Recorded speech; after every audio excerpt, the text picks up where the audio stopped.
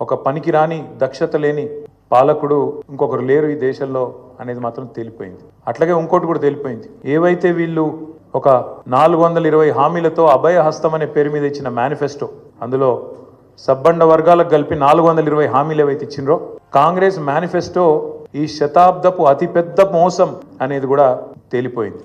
అట్లాగే కేసీఆర్ గారు చిల్కకు చెప్పినట్టు చెప్పిండ్రు తెలంగాణ సమాజానికి.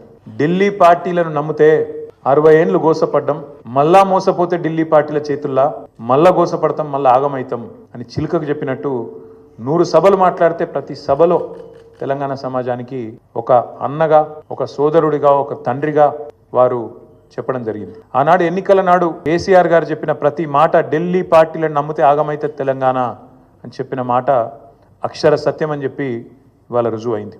ముఖ్యమంత్రి గారు మాట్లాడుతూ నన్ను ఎవరు నమ్ముతలేరు, అప్పు ఉడతలేదు, ఢిల్లీకి వెళ్తే దొంగను చూసినట్టు చూస్తుండ్రు, అపాయింట్మెంట్ కోసం పోతే చెప్పులు ఎత్తుకపోతాడేమో అని భయపడుతున్నారు.